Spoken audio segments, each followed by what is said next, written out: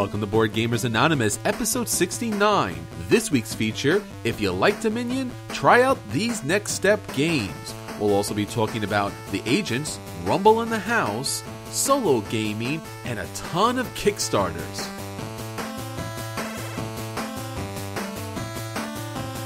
You're listening to a proud member of the Dice Tower Network, dedicated to bringing podcasters together for the greater good of gaming. It's sort of like Voltron, but with better lip syncing. Find out more at Dicetowernetwork.com. Welcome to Board Gamers Anonymous, the podcast about board gamers and the insane fun we have at the table together. This is Chris. This is Anthony. And this is Daniel. Welcome to the episode, everybody. We're so glad to have you join us here this week. This week's feature is going to be, if you like Dominion, try ... And the ... means the next level games. We want to talk to you about some great games that you should try out if you've already kind of, got your feel and, mashed together all your decks over and over again, and you just want to take Dominion to the next level. We're going to talk about 3 different categories that takes the greatness of Dominion and just brings it up to a new level. Also on this episode, we have a brand new feature for you, Solo Gaming with Anthony. Anthony, why don't you take this because it's just you, solo gaming. So, solo it. Yeah, all by myself. All different tone. Myself. I was trying to avoid that, guys. Now we have to pay royalties. I think we're safe if we keep it under a certain number of words, so... Yeah, I think we're safe just because I doubt they're listening, but... Or if the singing's that bad that they don't want to claim True. Responsibility for it. Parody trying to is be nice. protected use. Fair use. We butchered it. It's fine. All right. So solo gaming with me, Anthony. Obviously, I have the 2 children. I'm home a lot. And that means I have to find a new and exciting and, well, at least different, maybe not exciting, way to get my gaming in. Whether that's teaching a game to myself that I bought, even though I may not be able to get to the table, or finding a game that's specifically solo. So I'm going to start a new segment. We're going to talk about some solo games that I have, that I've played, some games I've hacked into solo playing, and how to kind of set it up so you're actually having fun and you don't feel goofy playing a big, massive board game that's designed for 4 people by yourself. All right, that sounds good. Obviously, we have our acquisition disorders are at the table. And, of course, to start everything off, we're going to talk about the news and we're going to shout it from the tabletop. Unfortunately, Drew's not here with us this week. As we mentioned last week, he was locked in a rondelle. Unfortunately, he still happens to be locked in that rondelle and is, gaining speed. So we're hoping that at some point he will break the time and space barrier and join us in a future or past segment. So be sure to listen to past episodes so you can get Drew's up-to-date news in the past, which doesn't make much sense, but if you knew rondelles, you would understand. So, with that said, on to the news. Shouted from the tabletops! Sir, you're gonna need to get down from there. So in the news this week is the Dice Tower 2015 Awards. Unlike the Origin Awards, these nominees actually do make sense. We can definitely look at these nominees and get an idea of what we think should win these awards. The first category is obviously the biggest category, the 2014 nominee for Best Game of the Year. The nominees are Alchemist, Dead of Winter, Marvel Dice Masters Avengers vs. X-Men, 5 Tribes, Star Wars Imperial Assault, Imperial Settlers, Kanban Automotive Revolution, Splendor, Star Realms, and Zaya, The Legend of a Drift System. What do you think, guys? Couple of strong contenders in that list. I think just because of the amount of momentum it has right now, Dead of Winter is the number 1 seed in my mind, but I wouldn't be surprised by an upset. There's some pretty close runs there. There are a lot of strong games here, and everything I've played from this list I like. There's a couple games that I would put closer to the top from my perspective, and who knows, like when you throw in a collectible game like Dice Masters or an IP game like Imperial Assault, like what kind of votes those are going to draw. But yeah, there's a lot of good options here, and there's nothing completely random like the Origins list. Why is Hopscotch as one of the nominees? It's not even a board game. It's probably going to be Dead of Winter, although I don't know. I could see Imperial Assault kind of sneaking in there with all the Star Wars fever. Imperial Settlers is a very good game. And Splendor, obviously, we talked about that already. That has a lot of buzz. People are playing that at the table. I don't know. I would really like to see Star Realms get some more recognition because they've done an outstanding job with their game, but it's a little bit of a small game to probably win Best Game of the Year. Yeah, I think Dead of Winter's threats are scattered and generally aren't going to pull together. I think Imperial Assault would be the one to watch for an upset because it could have that strong fan base, and it's also a similarly substantial game. I think Splendor isn't going to be able to pull off an upset there because both of them have enormous momentum and popular attention right now, but Splendor would just be punching above its weight class to go toe-to-toe with Dead of Winter. Dead of Winter is just a meatier, more substantial game, or so it seems to me, so I don't think it's going to look well in comparison. All right, so the next category is Best Co-op Game. So Dead of Winter, Legendary Encounters, an Alien deck-building game, Pandemic the Cure, Shadows of Brimstone, City of the Ancients, and Witness. And we all know Dead of Winter is going to win. Anybody? No? Dead of Winter? Yeah. I mean, they might. So you might not want to give Dead of Winter all of the awards. So maybe Dead of Winter will lose one of these categories because it won others. Sure. So that might be a thing that happens, but it's possible. But if I'm like anybody else, if anybody else is like me, Dead of Winter is the only game I've played from this list. So fair enough. There you go. All right, best board game components. Something we talked about not too long ago about the best gaming gimmicks. In this category, we have Arcadia Quest, which has some really awesome miniatures. We have Cult Express, which has some really cool cardboard trains. Imperial Assault, which has the great miniatures and the Star Wars IP. Splendor obviously has those little poker chips. Zaya Legends of a Drift System has those individual ships and a lot of really nice tokens and things. What are you guys thinking? Imperial Assault. Okay. You're going to give people Star Wars miniatures that, yeah, it's got to be that. What else? None of these seem to be in the same league as that, in fact. Yeah. Dude, you get like an 8-inch ATST with this thing. Like, how could you not? And you get Darth Vader and a bunch of Stormtroopers. It's, my son keeps trying to play with it. I have to put it on the top shelf of my board game bookcase because he will take it out and try to play with the little figures, even though we've gotten him action figures. So, and he wants to paint them, which is not a good thing either. So, Fantasy Flight did a good job if my son won't leave it alone and he thinks they're toys. There you go. I think I agree with that. I think any other year these other games would have at least a shot at the win, but not the year that the new Star Wars movie is coming out. All right, best family category, and maybe this makes a little more sense. The nominees are Camel Up, Diamonds, King of New York, Splendor, and Spyfall. All right, so Splendor's going to win. Okay. Probably, but I do like Diamonds a lot. Okay. I'm going to go King of New York. I like these other games, but I think that King of New York just makes King of Tokyo a lot more fun. It's colorful. It plays with a lot of people. And I think if you're playing a family game, it's typically a lot of people there.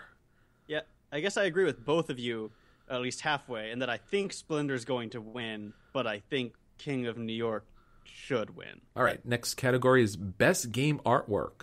We have Abyss, Alchemist, The Battle of Five Armies, Star Wars Imperial Assault, and Imperial Settlers. Really bad year for Imperial Settlers to be out here. Bad name, bad time, guys.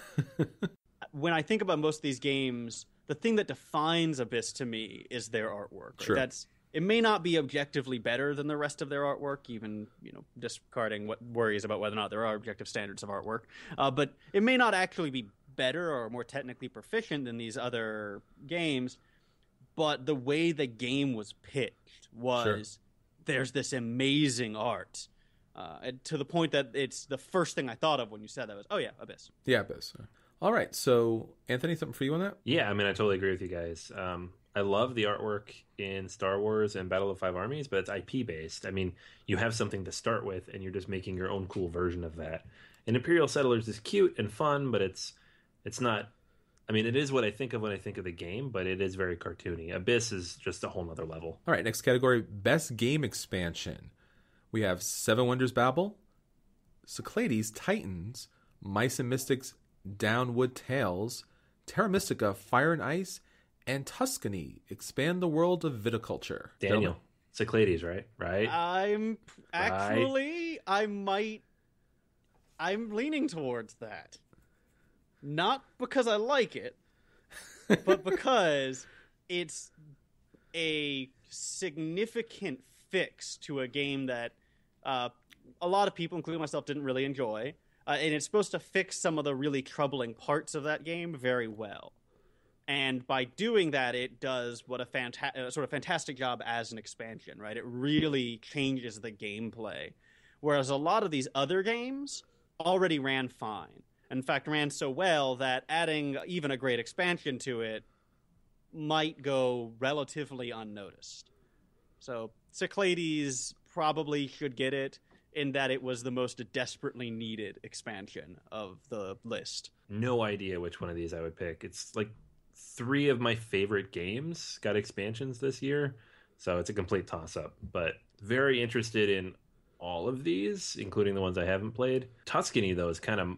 I mean, I have not played Tuscany yet, but just the sheer volume of what it adds to viticulture is kind of mind-blowing on its own. So yeah, bottom line there, I don't have an opinion, but I think these are all amazing. Yeah, I think I'm going to go with Daniel's reasoning here. Seven Wonders Babel is excellent. All the others add a lot more to the game, but the Titans expansion fixes the game, and I think that's the best thing an expansion can do. All right, our next category is Best Game Reprint. The nominees are Cash and Guns 2nd Edition, Doomtown Reloaded, Medina 2nd Edition, San Juan 2nd Edition, and Ticket to Ride 10th Anniversary. San Juan. Yeah. San Juan. Come on. Yeah. When I got into board gaming, I was like, I really want to get this game. Like, oh, you can't. But rumor has it that someday, in the far distant future, the prophets will return and bring to us a new printing of San Juan.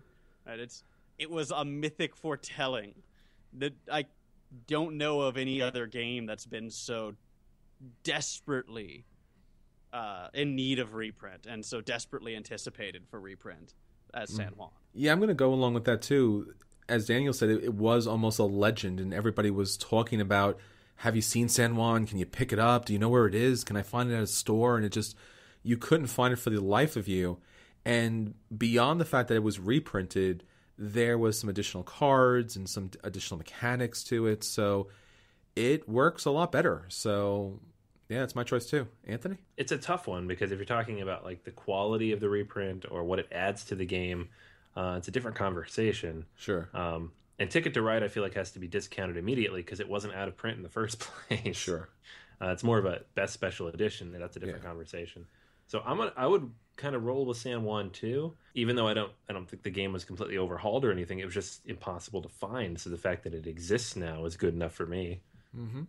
Yeah, I think that it won't be long that we'll have a super deluxe edition award category because games are just doing that more and more these days. All right, our next category is Best Gaming Theme, and the nominees: Alchemist, Castles of Mad King Ludwig, Dead of Winter, Star Wars Imperial Assault, and Legendary Encounters, an alien deck building game. I feel like anything based on an IP should automatically get discounted because it's not their theme, right? Sure. They borrowed it from something else.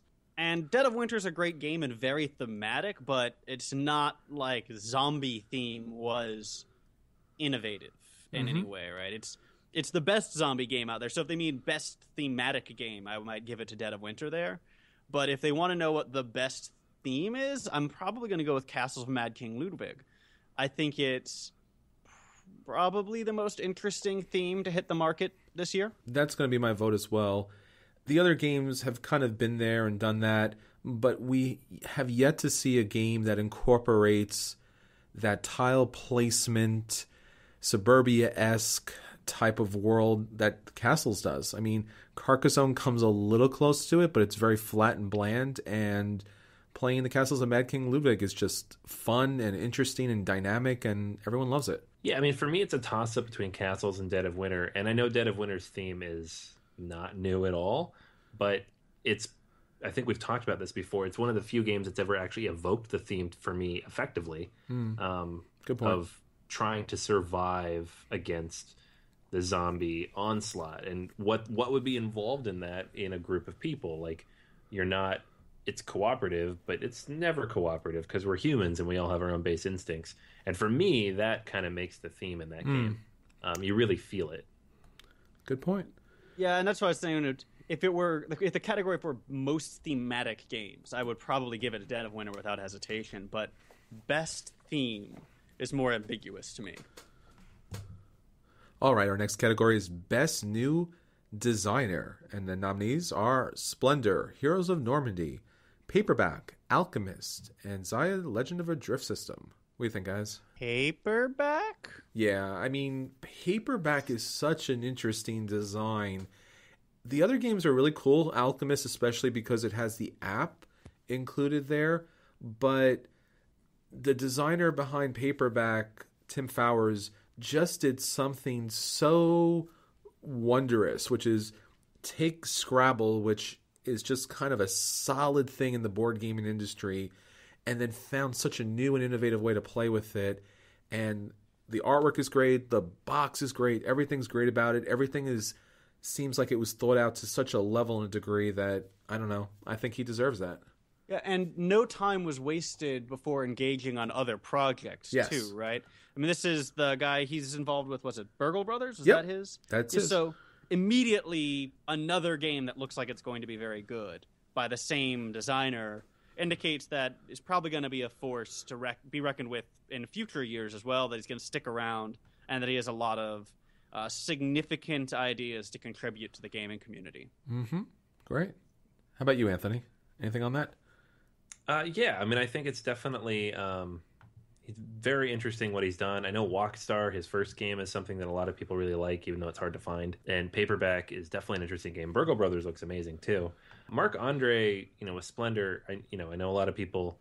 It's hip to not necessarily love this game just because it's got so much attention, but at the same time, it is the simplicity that he manages to build into this, or the simplicity of the mechanics that he manages to build into this somewhat complex game. There's enough strategy there. Is interesting, and his new game Barony, same thing. Like, he's out there working, and he's got stuff coming out. It just looks interesting to me as well. So it's a toss up for me, but I definitely agree with you guys on Fowers. All right, our next category: Best Party Game. The nominees are Cash and Guns, 2nd Edition, Spyfall, Good Cop, Bad Cop, Strike a Pose, and Cluster Fight. Now, I got a chance to actually see Strike a Pose played this year, and I got to say, I'm not a fan of the charades type of mechanic, but the idea that a whole group of people kind of go off and freeze in kind of like a statue formation trying to depict a category or a theme or something like that. It's actually pretty hilarious, even from a distance watching this game. It probably does that for me. It really invokes that kind of party type of atmosphere. Everyone getting up and doing something silly. I have not actually played any of these yet, so I'm going to put a couple of these on my to-play list and hopefully be able to play some stuff before voting comes up. But as of right now, I would have to probably sit this one out. I've heard many good things about all of these games, though, and I'm definitely intrigued to play them. Yeah, I'm in the same boat as Anthony. I mean, guessing by the sheer number of times I've heard this name be mentioned in our awards guessing game, I would guess Cash and Guns, but I have no idea. Yeah, I had a chance to play all of these, and they're all a lot of fun on different levels and different things. It's just, for me, Strike a Pose actually kind of embodies the idea of a party game. All right, our next category is Best Small Publisher. And the nominees are Medieval Academy, Paperback, Run, Fight or Die, Star Realms, and once again, Zaya, Legend of a Drift System. That game keeps fighting, man. Keeps throwing some punches out there. For me, I'm going to go with Star Realms on this. It's a great game, and what they've put out is amazing. But even more impressive than that is kind of the little the system they've built around this game. They have, they've gotten it into so many places. You see it in almost all the stores now, even despite kind of that drought last fall where it was so hard to find. They've already got expansions out. They've got expansion packs you can buy, little $5 packs. They have the app, which is so good, and it's free, so it gets people into the game. Like, the sheer reach of this game after just a little over a year on the market is very impressive coming from such a small publisher. So they have done an amazing job with this, so much kudos to the Star Realms guys. Yeah, I'll second Anthony's. Are we supposed to be drafting to do Drew's idea? Because we're definitely not doing that. Anyway, I'm seconding Anthony's idea. We've been agreeing on most of these, but I think Anthony's probably hit the nail on the head there. Yeah, I would agree with that too. I love paperback. Medieval Academy is excellent. Run Fight or Die is a good game. The drift system is kind of a hodgepodge, but it's a fun hodgepodge. But as far as the category for best small publisher, Star Realms has done absolutely everything right, and it's just been outstanding. And really the only thing that's held them back even a little bit is their outstanding success. Our next category, Best Strategy Game. And the nominees are Five Tribes, Imperial Settlers, Kanban, Automotive Revolution, Panamax, or once again, a drift system game. You know that one, that drift system game, that thing, that system that has a game. Guys, help me? No? Okay. Best strategy games. What are you guys thinking? I know what Anthony's going to pick. Imperial Settlers. Yeah, it's one of my favorite games from the last year, and I've heard a lot of very good things about Panamax and Kanban in terms of strategy and how many brain cells you burn off trying to play through those games. But I have not yet gotten the chance to compare those three. And I feel like Imperial Settlers might end up being a little lighter on the strategy side, at least in terms of raw brain power required to play. Mm-hmm. But I definitely enjoy it quite a bit. So, well, I noticed you had that Ignacy tattoo across your chest, so it's not a big surprise. Well, yeah. Yeah. Well, it's better than going with Trevor. I mean, that would have been really painful. And nobody could say it. No one could. Yeah, I think, this is a really good year for heavy Euro games. Kanban and Panamax absolutely positively deserve to be there, and, I've brought some great stuff to the table. Once again, Legends of a Drift System, it's there. I don't know. It almost deserves its own category and its own award because it's done so many things right. It's just hard to put this game in a traditional game category. And Five Tribes, beyond the whole slave kind of mechanic, I don't know, the Mancala system that's in there, there's just a lot of AP and yeah, there's some strategy there for sure, but it seems like the deep strategy here is more heavy AP than it is strategy. Yeah, I'm gonna think Imperial Settlers as well for reasons you guys pretty much covered. Okay, well, if you're definitely going with that, Anthony has a tattoo guy. Yeah, there we go. We can all match. There you go. I got a guy, man. I got a guy. The next category is Best Two-Player Games, and nominees are The Battle of Five Armies, Marvel Dice Masters, Avengers vs. X-Men, Star Wars Imperial Assault, Star Realms, and Warhammer 40,000 Conquest. I know Anthony has something to say about this. He's our two-player guy. Yeah. Yeah. I've played 4 of these games, and I like them all very, very much. I'm going to discount Star Wars Imperial Assault off the top, not because it's not a two-player game, but because it's not designed solely as a two-player game, which is not really fair because the two-player component to this game is actually really, really good. It's $100 for a two-player game. It's a bit of a stretch. You would never buy this solely for that. The core of the game is kind of that Descent-style 4v1 game. The true two-player games here being the rest of them. Star Realms is innovative and new and inexpensive and accessible. Dice Masters is actually a very good game despite how hard it was to find for most of the year. One I like quite a bit, and it's very expandable, and if you don't want to play competitively, it's very, very affordable to get into. And Battle of the Five Armies is epic and much quicker than War of the Ring. I'm actually torn a little bit on this one between those three. I'd probably go with Dice Masters in the middle, just because of the expandability and the different variability of play, but it's still accessible and affordable to get into. But I don't know, it almost depends on which game I end up playing more of in the next couple months and which direction I'm going to go, because those are all very, very good two-player experiences. Yeah, I honestly don't play 2-player games very often, so I don't know that I have anything to say here except for I'll just assume that Anthony's going to be right because it's kind of his thing. All right, well, here comes the twist. He's wrong. Battle of Five Armies. Now, the reason for this, Marvel Dice Masters obviously is a very good 2-player game. The problem with this, I think, is the collectability component to it. I think it's asking a lot of people to collect enough boosters or the even number of boosters or split your dice amongst a number of people. And I think that kind of slows it down. Warhammer 40,000 Conquest, I find that it's hilarious that's here. It's just not a good system. Star Realms is really nice and Imperial Assault is nice, but if I'm going to sit down with a 2-player game, then I really want to sit down with a solid, long, fun, interesting, dynamic game and not just, I hit you, you hit me, I hit you, and that's the end of the game. I really want to play a game that I can invest in. And I think that's one of the great things about 2-player games is you finally have the time to invest into a game against an opponent. And Battle of Five Armies gives you so much depth that if there's ever a 2-player situation popping up, I'm going to grab Battle of Five Armies. And the final category is Most Innovative Game. The categories are Alchemist, Dead of Winter, Golem Arcana, Tragedy Looper, and Spyfall. Anthony, what do you think about this? This is an easy one. Tragedy Looper is mind-bendingly strange. Unlike anything you'll ever play, whether you like it or not is irrelevant. We're talking innovation. Yes. This game is far and away unique, and it manages to capture what time travel should be like in a game. Everything else here innovates in its own small way, but builds on a lot of other components of existing systems. Tragedy Looper it's just out there. I don't even know how to describe it.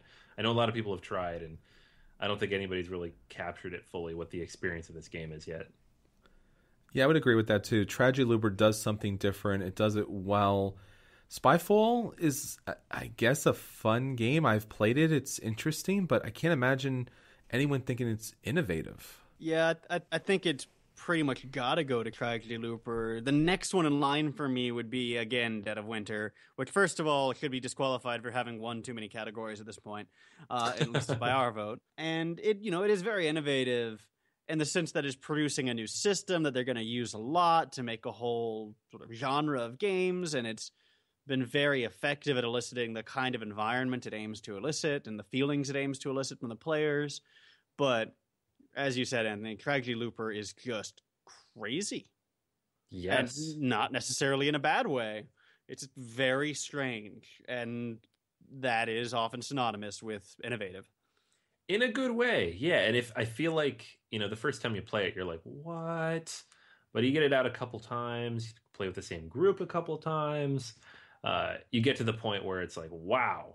I'm hoping we can get this one out eventually in some kind of campaign level, or at least a couple plays, so we could put a review together for everybody. But man, this is a crazy game. Just reading the rule book is an experience. So that's the categories for the Dice Tower Awards for 2015.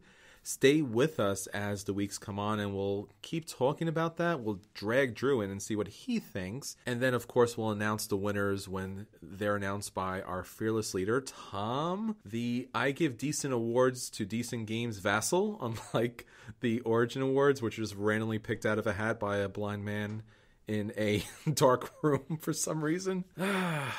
Origins Awards, that makes no sense. If only Tragedy Looper could go back and change those games. Yeah. That's the Origin Awards is the real tragedy. And that's everything from Shout It from the Tabletop. Now on to our acquisition disorders. And now, our acquisition disorders. Acquisition disorders? That's crazy. Only needs the base game. Nothing else but the base game. The base game and the expansion. See? Nothing else. Just the base game and the expansion and the promos. The base game, the expansion, and the promos, and of course, the upgraded components. Why wouldn't you have the upgraded components? So the base game, the expansion, the promos, and the upgraded components. See? That's not too much, but maybe, I don't know, maybe you might need the explanation. All right, so this game actually apparently was on the radar a few months ago. There was a prototype floating around. There were some pictures on Board Game Geek. Once I started looking for it, I found all this old information about it. So I was a little out of the loop, but it was just officially announced as something that would be available roughly this summer, August-ish, which usually means Gen Con. So here's hoping, because I will definitely pick up a copy. It's called Discoveries, The Journals of Lewis and Clark. It's basically Lewis and Clark, the dice game. It's a thematic sequel to Lewis and Clark, but the mechanics are very different, presumably in much the same way that a lot of these dice games kind of, mix up the mechanics by streamlining the game a little bit, adding a little bit of extra randomness to it. The artwork's very similar, though, if not exactly the same. So it's got the same kind of thematics and look to it, and the goal is roughly the same. So the game kind of fits into that Lewis and Clark universe that was created in the first game, which I really, really liked. And it's using a completely different mechanic, dice, which I also really, really like. And I'm hoping, when you bring the two together, that it actually works. Obviously, we need to play it. We'll see if it works as well as something like Roll for the Galaxy, which not only enhanced and grew on Race for the Galaxy, but improved it in many ways. Or if it's, just another dice game, because the fad right now is dice games. I imagine we're going to find out very, very soon. But at the moment, very excited for this and hoping to get to play it at some point this summer. Yeah, I'm definitely looking forward to this dice game. If it's anything like Roll Through the Galaxy, I'm definitely on board with that. One of the games I'm definitely looking forward to is Castles of Mad King Ludwig Secrets. Now, this is the expansion for the base game. Now, the base game recently received the Mensa Select National Competition winner. It was chosen from a group of over 300 judges of their 56,000 members in a 44-hour gaming marathon. And the Castles was one of the winners. And I also want to mention that Lanterns, a game that I mentioned last week, was also one of the winners as well. Now, Secrets adds a lot of interesting mechanics to an already great game. But in particular, what I really like about this game is that it's adding border tiles, kind of like in Suburbia. But these border tiles are actually the moats and the barbicans, these outer defenses, which actually makes it finally look like a castle instead of just a string of shapes. So you'll get these borders, you'll get these moats, you'll get the outdoor rooms, you'll get some expansion tiles, you'll get swans because Ludwig was known as the Swan King. So there's a number of swans that you'll be able to get that you can cash in as victory points at the end of the game or use it to purchase new buildings. And it's just another fun, colorful expansion for an outstanding, great game. And I am waiting. And as soon as this game comes out, I'm going to be picking this up because I've had so much fun with the base game. And I can't wait to make this game a little more thematic. Daniel, how about you? So it's been a while since I've seen a role-playing game that I think is like genuinely genre-shaking. The narrative-driven games of Apocalypse World have their own niche, right? And then you've got the Mouse Guard Burning Wheel style games, and then you've got your D&D style games. And it feels to me that most role-playing games do sort of coalesce into this relatively same-ish glob. Now, it's a glob that I really love to play around in, and I enjoy even the nuanced differences that are there. But short of games like Fiasco and a few others, there's rarely been something that's broken far from the roll dice. Did you win? Okay, you won. All right, next. Here's a number. Roll a dice. Did you beat it? Yes, you beat it. Okay, you won. Next. Right. Which is, as all of us know, that's way more fun than it sounds. But it is still cool to see people putting twists on an old formula. And what has got me extremely excited right now is a game called Fall of Magic. And Fall of Magic is a narrative-heavy, story-heavy role-playing game. So much so that it might not entirely fit the traditional model of what a role-playing game is. And it seems better company with games like Winter Tales. It's a sort of cooperative storytelling event, would be, I think, the best way to put it. What makes Fall of Magic, though, so incredibly exciting is that the rulebook, well, maybe not the rulebook, but the prompts anyway, the story prompts and the game map are on a canvas scroll. That is, they have silkscreen printed onto a canvas scroll a series of locations and paths with story prompts, event prompts, and the like that you will navigate through as you explore the world, trying to get back to the birthplace of magic to prevent it from dying off. It's hard to express exactly how cool this idea is without having you take a look at the site, so I really do suggest you take a look. Having this sort of screen printed canvas scroll though is just such an having this sort of screen printed canvas roll though is such a break from the normal, such an unusual way of going about things that I just can't help but be fascinated with this game. The art is very attractive, and looking at the gameplay, it seems to me to capture a lot of what I think is the very best elements from role-playing game, which is this sort of free-form narrative play. Or maybe not entirely free-form, but flexible narrative play. Now, there are going to be some things you might not like about this, so if you really don't like the narratively driven version of role-playing games, stay away. This is not for you, right? This is meant for people who like the story, and possibly like the story more than winning the game, right? This is for the role players, not the damage monkeys, not the rules lawyers. It's also only got a limited number of paths, so in that way replayability might be limited. But remember that these prompts that they're going to be asking you to fill in are very open-ended. So there's one, for instance, that is when you arrive at the bridge, you're prompted with your face in the river, and you tell a story that explains how your face got in the river and what that means and what happened. You either paint a picture of the scene or describe how your character dealt with it or dialogue, what have you. So I think it's actually going to be massively replayable because those prompts are so open-ended that it's almost guaranteed that when you break it out with a different group, they'll go in different directions. And I do think this is one of those games that'd be really fun to take from group to group to group so you could see how different people made the story evolve, right? Because it has just enough constant that it has a sort of touchstone, but there's enough open-endedness that you can let people roll out the story in their own way. I'm gushing about this game because I'm incredibly excited about it and working on scraping the money together right now. So at risk of, for the love of God, rather than risking just rambling on for another hour about how awesome this game looks and how much you should be considering buying it, I'm just going to say, go take a look at the Kickstarter for Fall of Magic. It looks to me to be one of the most interesting and exciting things to happen to role-playing in years, and I am eagerly awaiting its release. Also, the guys who are making this game, the Heart of the Deernicorn guys, which is such a cool and bizarre name, Heart of the Deernicorn, have been super responsive to comments as far as I know. I sent them a comment worried about the fact that they only had on their website listed that all versions of the scroll would come with a leather binding, which, I'm a vegetarian, so I said, is there any chance we could get a vegetarian version? They said, absolutely. And so they're going to throw that in as a backer option now. So if you got a comment, let them know. They might be able to make it happen. Well, that sounds great. It's really nice to see when designers are listening to their backers. Yeah. It is one of the most exciting things to happen, and these guys are really on top of it, I think. This is going to be an experience that you will kick yourself for missing out.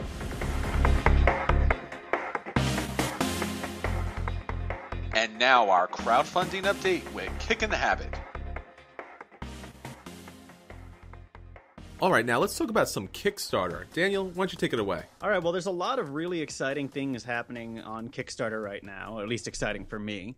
The first two bits are that one's a game and one's sort of a game paraphernalia or game adjacent campaigns that I've been interested in the past that did not succeed or ran into some troubles have relaunched. First of these is Rive by Slinging D6s, and those of you who pay a whole lot of attention to us and what's on the website and that sort of thing might recognize this as a game I reviewed, or rather previewed in detail in my brief tenure at the chair of Kicking the Habit before Chris took the burden away from me and did far better with it than I could have. It's a really interesting hex-based, placement-driven strategy game, and I had a ton of fun playing it. You can find my original preview of it on our website, on the BoardGamersAnonymous.com, and I do want to point out that they actually listened to our review and adjusted their rule set accordingly to make the game a little bit more balanced and a little more engaging. And they said they've really been, very happy about the way it's turned out. I think it's a game worth looking at. It's a lot of fun, not very hard to pick up at all, and really a nice change from what feels to me to be the standard in strategy gaming right now, which is a very movement-based tactical sort of game, whereas this is about where your resources are initially, and that is something that made it somewhat distinct to me, somewhat sort of stand out. I covered this on episode 1 of Kick in the Habit, and it was an interesting game because they really thought about what gamers like to do, and it was a pretty complex hex battle game, and it seems like with this new relaunch, they really slimmed things down, especially the rules. And I think that was the one thing that was keeping people away. When you look at a Kickstarter campaign and you start going through the rules or the rule book or whatever explanation they have, and it starts bringing you down. And unfortunately, because a Kickstarter is a really kind of quick acquisition, it's got to be something that's simple and easy to understand so that you click the pledge button and not something that you have to sit with for about 20 minutes to try to figure it out. So this rulebook looks better. It looks like better information, a lot tighter gameplay. So this campaign has a much better chance than the previous one, and I think they're getting there. I think they're getting to a place where this game will eventually hit store shelves. Yeah, so I was really excited to hear they're bringing it back, because I do think it's a shame it didn't fund initially. And I'm glad to see that they've continued to work through their ideas, continued to improve the game. It really is very promising. Yeah, I think that's the hard thing about game design, which we don't really understand, not being game designers ourselves, is when you create a game, you fall in love with it and you have all these different aspects to it. We know this from reading multiple board game rule books. It's just the designers don't understand that we don't have the concept of their game in our heads. So this rules explanation is just a little too heavy. Sometimes you have to slim it down, make it simple, and if the game does well, you can always bring out expansions later. So the other very exciting relaunch for me is BattleBards was actually mid-campaign when they decided to relaunch. And you might remember me talking about this a few episodes ago. What BattleBards is premium quality audio for use at your campaign table that is really good quality sound effects. And I talked about how I like the idea of being able to have these sort of iconic sounds that are still somewhat ambiguous, right? Is that flapping wings or is that the flap of a sail? Right, you don't know. And if you don't have these sort of sound effects, you're either stuck with trying to make them with your mouth, and then your players always complain that how could they ever have thought that sounded like wings? How could they have known that there was a dragon coming? Right, that was totally unfair, DM, gosh. Or you just have to tell them what it is, which eliminates a lot of the sort of mystery you can have and a lot of the tension you can have in these sort of games. And so BattleBards gives you a really good way to build a sort of auditory ambiance, combining musical scores, background sounds, specific sound effects. I mean, they've got really detailed stuff like arrow hitting chainmail, arrows hitting chainmail, arrow hitting plate mail, arrows hitting plate mail.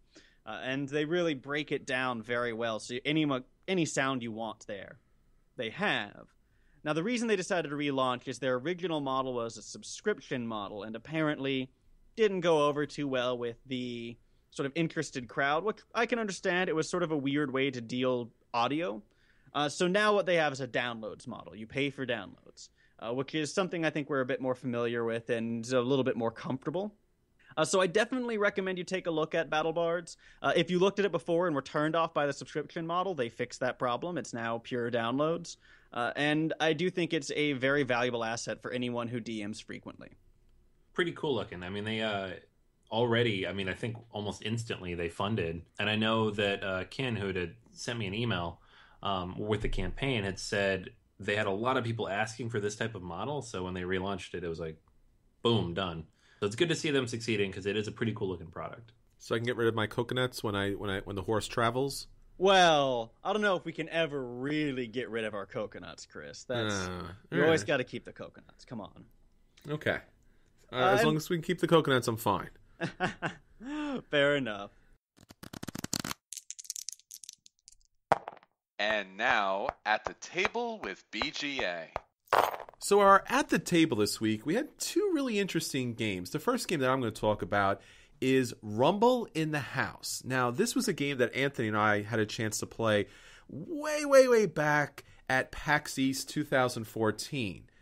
Now, it's a very simple game, and I actually picked this game up on sale at our wonderful favorite time of the year, the Barnes & Noble 50% off sale. I thought this would be a great game because Anthony and I really enjoyed it. It was a really quick kind of game, and I'll talk a little bit about it, but I thought it would be a great game for the family. Now, in this game, you're going to get a number of different rooms, like these little room tiles, and you can set up the room any way you want. The tiles are double-sided and has some interesting little cartoony artwork to it.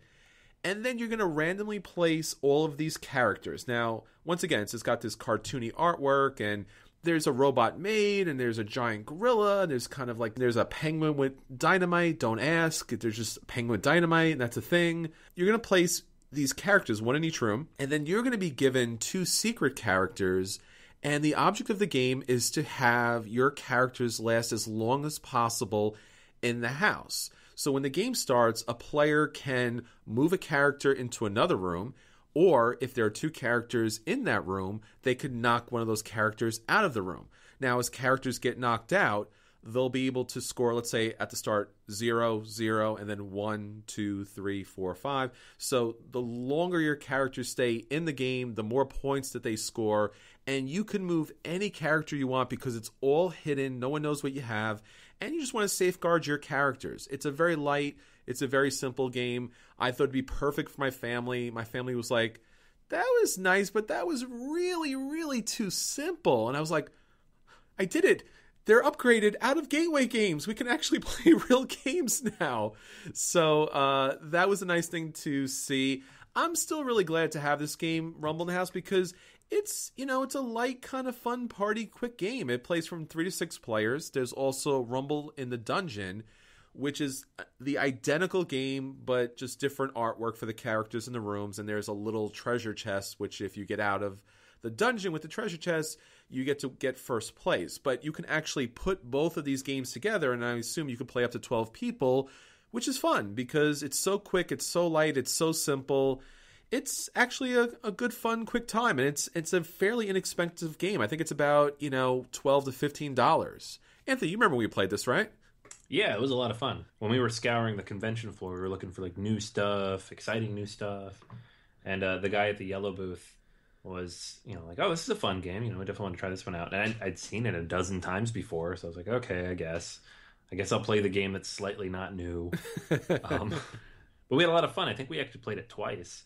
Yeah. This game had been out way back in 2011 with Flatline Games. That was the version I got, but you can pick this up, as Anthony said, with the new ILO version. Yeah, so that was a lot of fun. And it's a game that I would love to pick up too. I haven't, for reasons of other games being awesome as well, and budget being limited.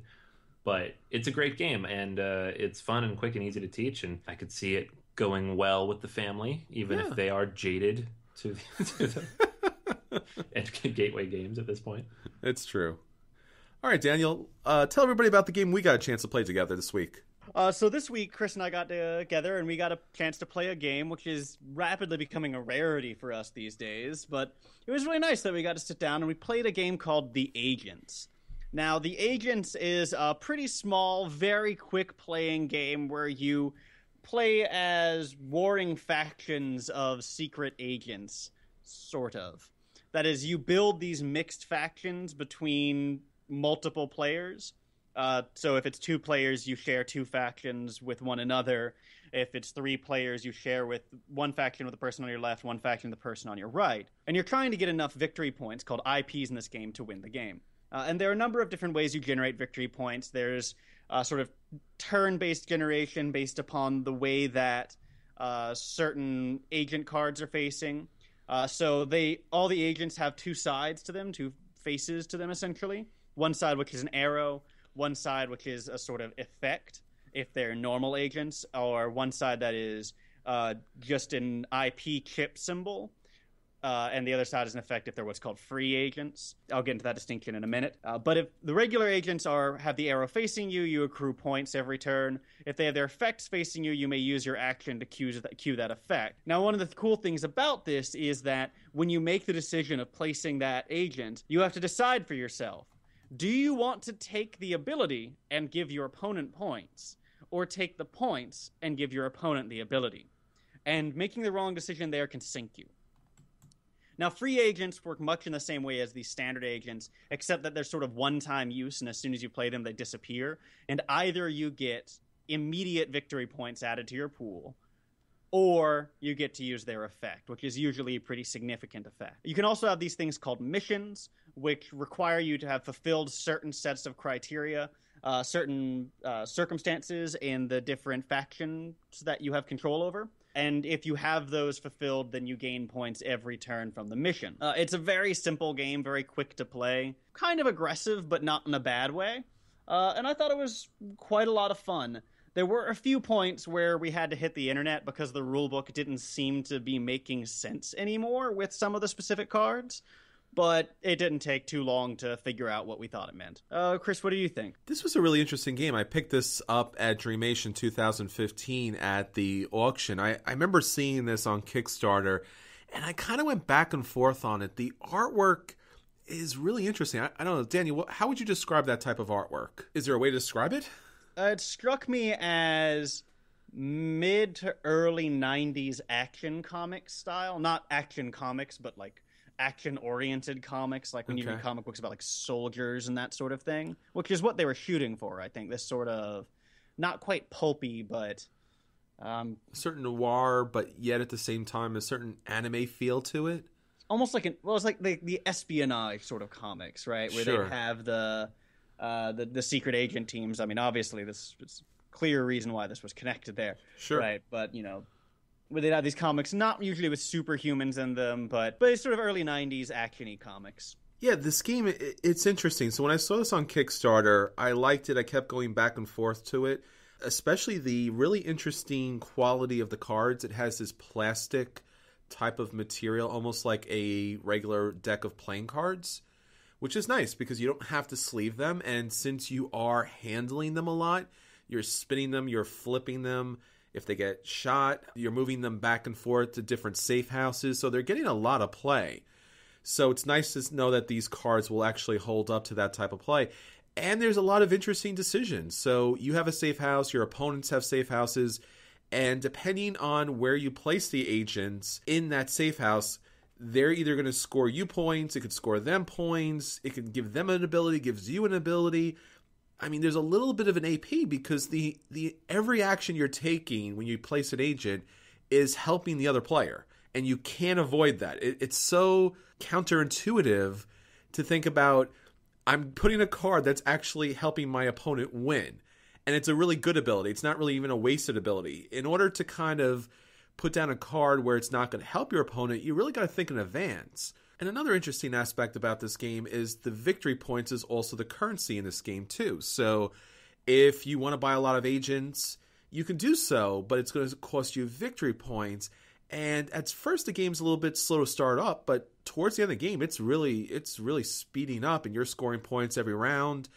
And each agent has a lot of different abilities, and as Daniel said, that means you have to look at the rulebook a lot because I don't think that they covered all the special action words. But the game is very fun, very fast, and it's a very fast-playing game. There's a lot of interesting decisions to make, and it's a game that I'm glad that I picked up, and I look forward to playing more games with this.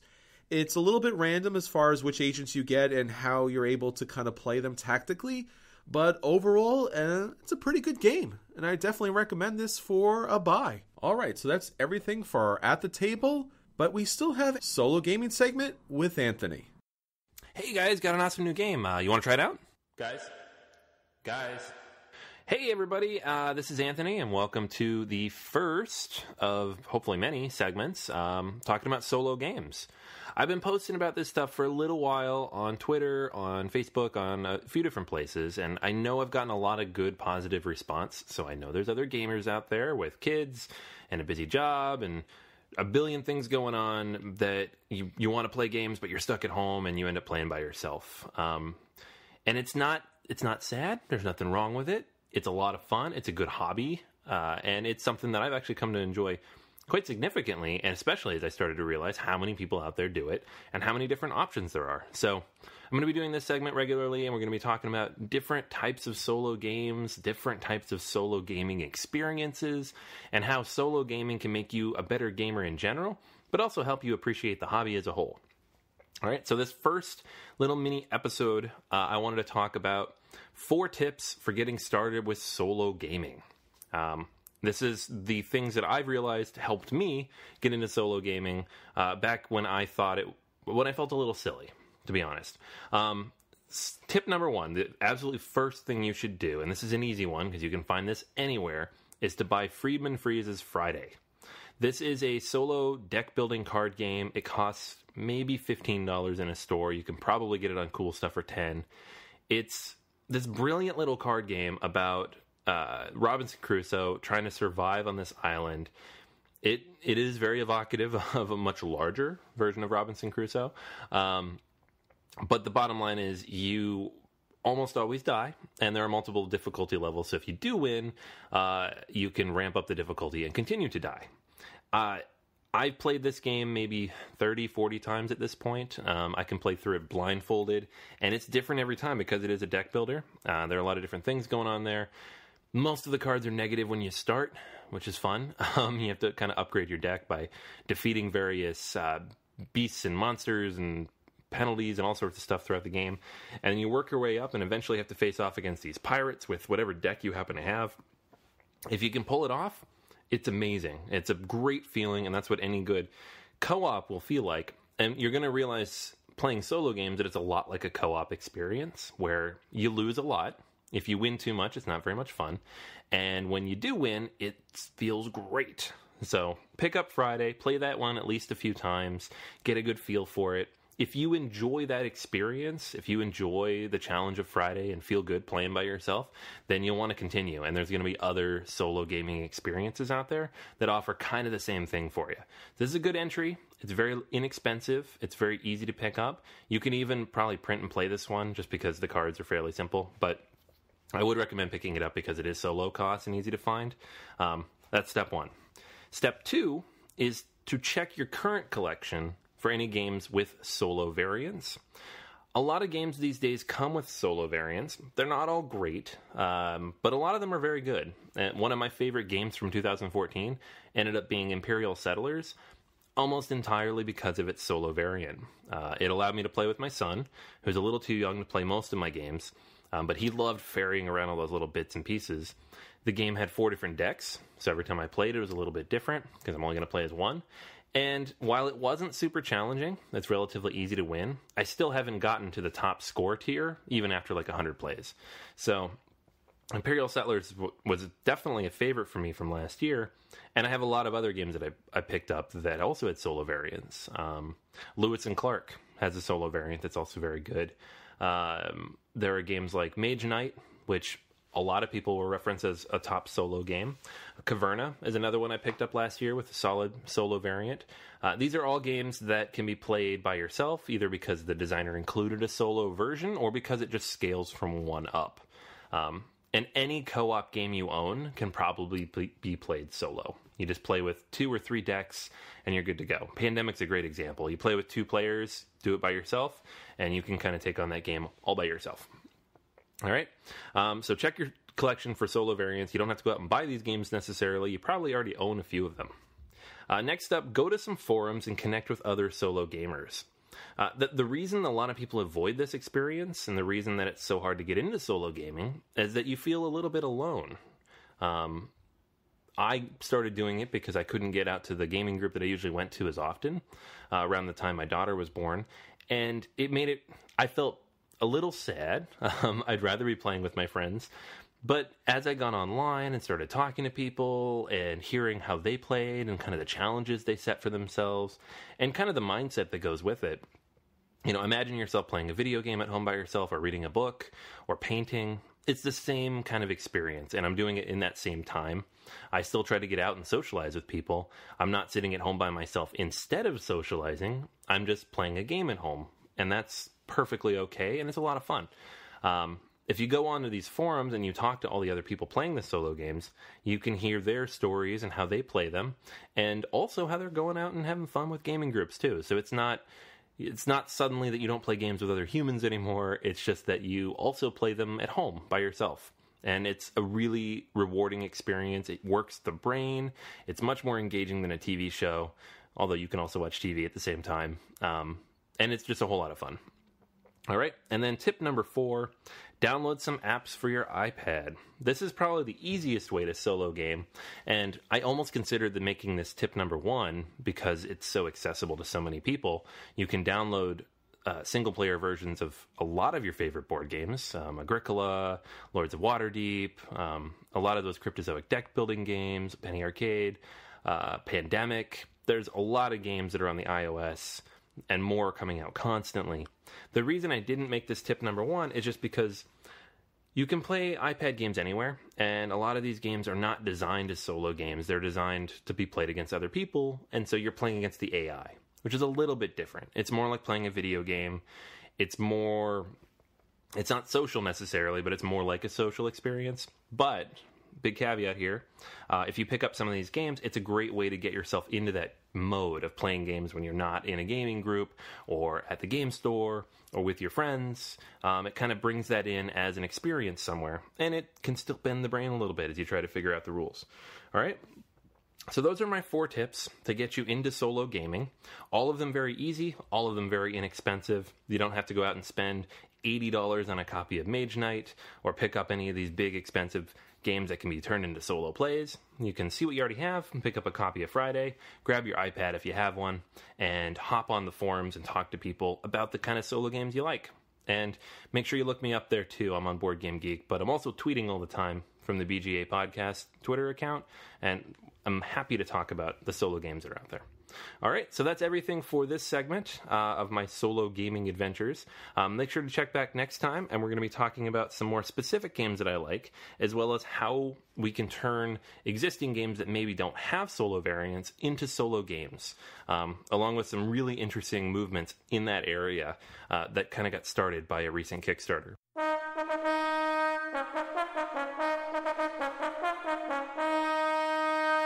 And now, BGA's feature review. All right, so this week we are bringing back one of our most popular segments in the last few months, and that is the If You Like, Try, Fill in the Blanks. This week it is Dominion, the classic deck-building game, the first deck-building game, the one that started it all. This is a game that has so many expansions, they even thought they were done for a little while until they changed their mind, and now they have a brand new expansion out.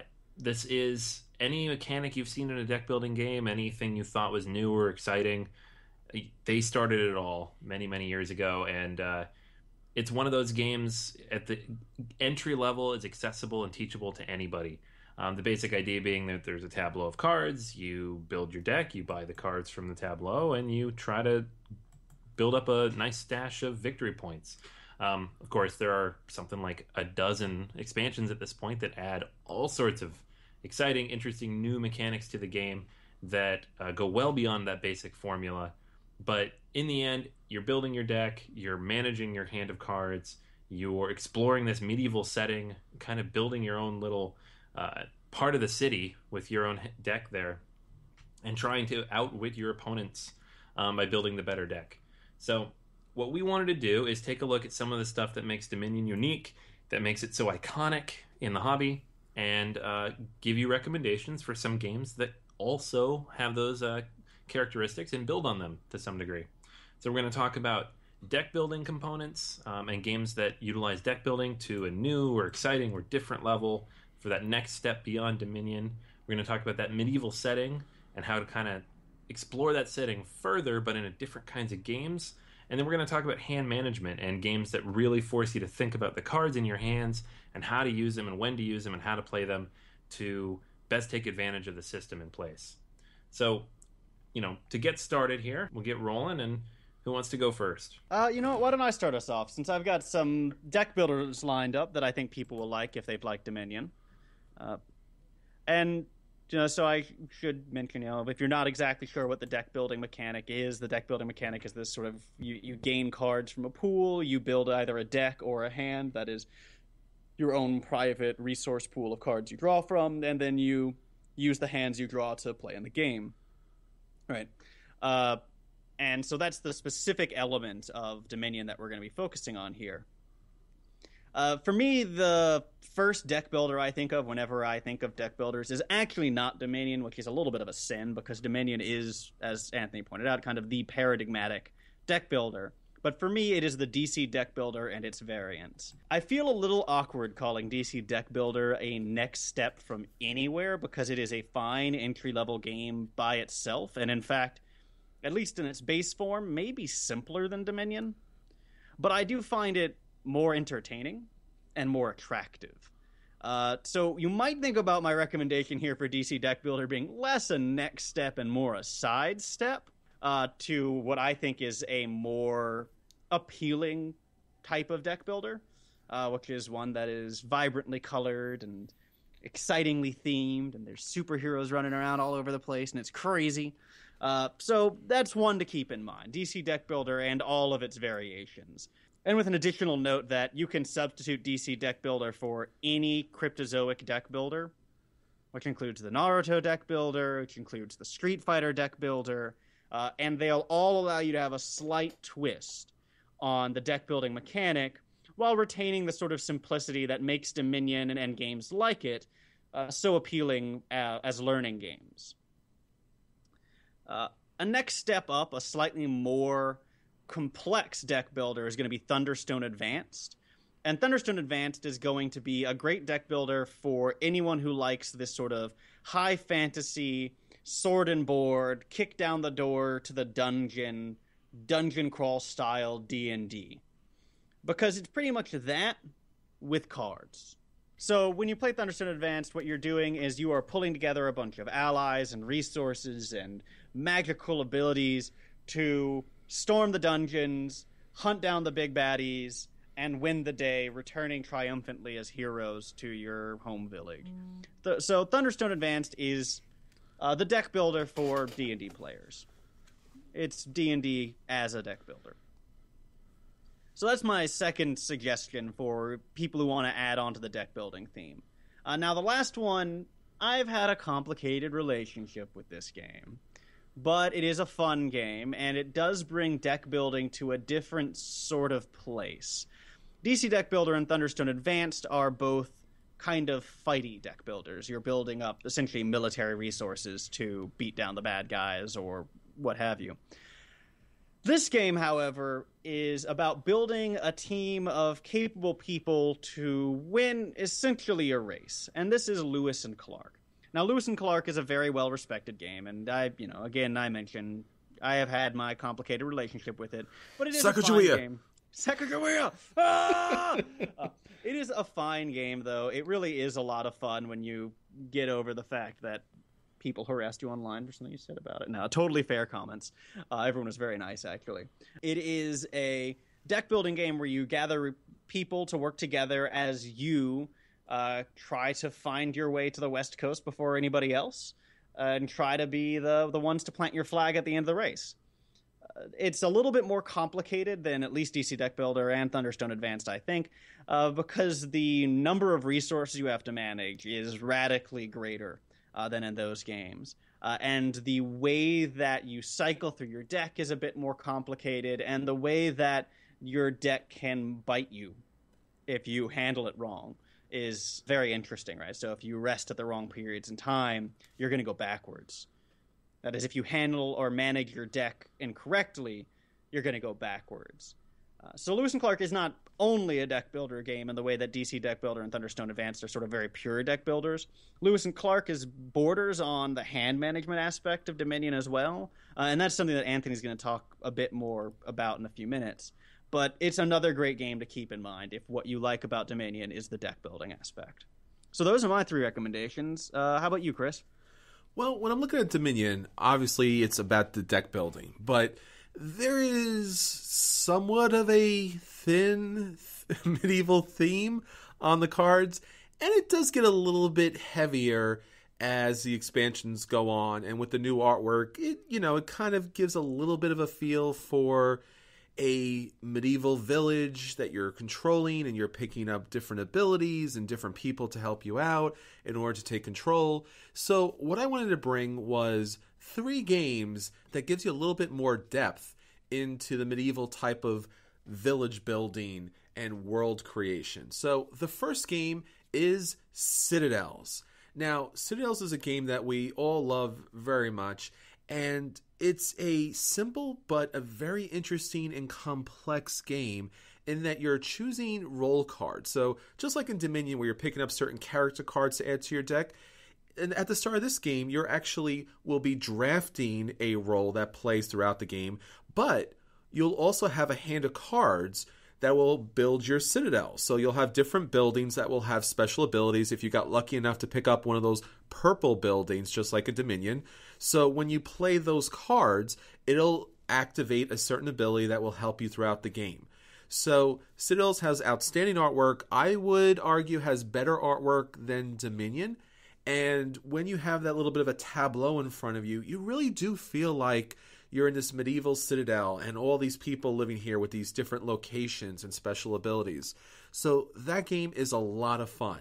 The next game I want to talk about is Kingsburg. Now, Kingsburg is a worker placement in the dice kind of placement way where you're rolling dice to start your round, and then you're going to take your dice and place the effects or your influence on certain different medieval characters. So you have your king and your queen, your princess, and then some various other medieval stereotypes, genres in there. And those will activate and give you resources. So like Dominion, based upon what cards you play, here it's what players you affect, you'll be able to activate buildings as part of your tableau, and those buildings will give you additional special effects. So it's fun because you like that idea of, interacting with those people from that age and those buildings from that age and fighting and protecting your kingdom in that age. So Kingsburg gives you a lot of feel in still a very light kind of next step level. And the final game I want to talk about, and the game I think that does a really great job when it comes down to the cards and that medieval thing, is Dominaire. Now, Dominaire is part of the Tempest universe of games. So any of the Tempest games, like Love Letter, has this kind of theme. Now, this is a little bit later, not your early medieval Middle Ages, but in Dominaire, you'll be selecting cards. Once again, it has a bit of this deck building / drafting mechanic where you're pulling cards together, and depending on when you play the cards, they'll activate special abilities, and then you'll be able to influence all of these different capital buildings or the church or the canals, which will also then again score you some additional abilities. So once again, just like Dominaire, special people with special abilities, special buildings with special abilities, beautiful artwork, and I really think that it really has that feel. So in all, if you want to try games that have that medieval theme and take it to the next level, try out Citadels, Kingsburg, especially with the expansion, and Dominaire, and it'll really bring you into that medieval world. Anthony, what about you? All right, so I wanted to talk a little bit about hand management. It's kind of a vague phrase, description of games talking about the cards in your hand and how you utilize them in whatever certain order you need to use them. I actually almost picked Lewis and Clark for this, and then I saw Daniel had it on his list, and I was like, perfect. Now I can pick another game. But Lewis and Clark is a perfect example because while it has some deck building elements, it's very much, you have to know when to play those cards and how to use them for resources or for their benefit or however you want to put them out. The whole idea here is games that maybe you have 5 or 6 cards in your hand. In the case of Dominion, it's usually 5 unless you have some special cards. And you can't just throw them down in whatever order you need to. There's a certain order to it. There's a certain value to it. Some cards represent currency. Other cards represent victory points. Other cards still are harmful to you. How do you manage that and make sure that the optimal solution, the optimal result comes out of those cards as you play them? So there's a few different games that I thought really fit the bill here really well. One that's, it's not really a lot like Dominion, but it kind of has a lot of the elements in terms of hand management, is really the whole category of living card games from Fantasy Flight. Most of these games are 2-player. I think all of them really are designed as 2-player games, but each of them has kind of a closed system. So I tend to think of them more along the lines of, it is the deck building matters a lot, but then again, at the same time, how you manage the cards in your hand once you draw them matters even more. Otherwise, all your deck building is worthless. The Lord of the Rings card game is a great example, especially in that, cooperative, even the solo play mode. incredibly, incredibly difficult unless you play the cards in the right order and have the right combination of cards in there. The the necessity of looking at which monsters are coming up next, or who's coming down the pike, or what specific quest requires you to do, who to sacrifice, if anybody, when to sacrifice them, what's in your hand versus what's on the table, what you can replace at any point in time. These are all factors that really come into play with every turn of the game, and you have to really manage what's in your hand to make that a reality. Another game that I really, really like a lot, despite the fact that there's a new game out there that kind of supplants it in a lot of ways, at least for some people, is Race for the Galaxy. With Race for the Galaxy, at any point in time, you have a fairly limited number of choices for how you use the cards in your hand. Because a lot of them represent currency at the same time as particular, things you can do, or actions, or, abilities to build new planets or developments on the board, there's a lot of management here in terms of how you use those cards, when you decide to play a card, when you decide to build something, when you decide to hold back. You're going to build up your cards and have enough currency for something big? Are you going to wait? Are you going to rush? The sooner that somebody gets to 12, the sooner the game is over. There's a lot of factors to keep in mind there. And obviously there's an element of luck too. So knowing what's in the deck or what's possible that might pop up next will have another impact on the game. A lot of different expansions here too that add other wrinkles to the hand management implications of this particular game. It's one of the more unique aspects of the game, and once you get past all the iconography that can really bog down learning it, it's a bit of a brain burner, but at the same time, it's a fun puzzle to solve, which for me is a lot of what makes Dominion so fun, is that it can be brain burning to try to figure out how to play everything in the right order and how to chain it all together, but it's a fun puzzle to solve. And once you master it, especially if you're playing against other people who've also mastered it, lots and lots of fun. One last game I wanted to mention here that we've talked about a few times recently, and it's relatively new, is Concordia. Concordia takes a lot of different elements from a lot of different games. You are buying new cards, you are building a deck to some degree, but unlike Deck Builder, where you would play the cards, discard them, and eventually shuffle out that deck, you can you put cards into your hand, and you can play them whenever you want after they've been purchased. And at any point in time, you can reset what's in your hand by playing that specific card and start from scratch and have all those cards you've already played back at your disposal. So you're building up a larger pool of cards, but it's your choice when to shuffle, and it's your choice when to use them. So it's almost the ultimate hand management card, because each of these cards can only be used once before it goes to discard. But if you buy another one, or you chain them together properly, you have a lot of options, and you can kind of keep going with it. So every action in this game is interlinked very carefully, which makes it such a unique game.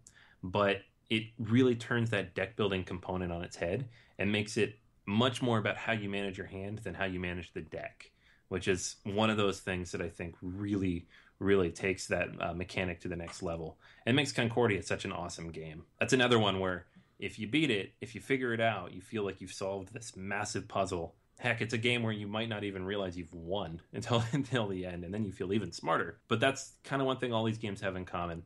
If you get the right chain, if you figure it out, if you put the cards out in the right order, they make you feel really good because you kind of solved that little bit of a puzzle there. And one of the main things about Dominion that I've always liked. All right, so there you have it. You have 9 games covering 3 different mechanics or themes that all have a little bit in common with Dominion and are good next steps or expansions on that game if you really like it and want to try something new or want to bring people into new and different types of games in your gaming group. Dominion's a true classic. It has so many ways to play, so many options, but at the end of the day, there's so many great games out there, so why not find 1 or 2 of the things you really like about it and explore and try out new games. That's what it's all about. So that is our feature this week. If you like Dominion, try these 9 games. All right, with that said, that's everything for this week. Please be sure to check us out on Facebook, Twitter, BoardGamersAnonymous.com, our guild on Board Game Geek, and if you think this episode is worth at least $1, please check out our Patreon account. We really could use your support. Until then, this is Chris. This is Anthony. And this is Daniel. And we'll be sure to save you a seat at the table, as long as it's not with Anthony. Anthony's solo gaming right now, but he'll come back later and then he'll kind of game with the rest of us. But until then, we'll save you a seat with me and Daniel. Or Drew, if he ever gets out of that rondelle.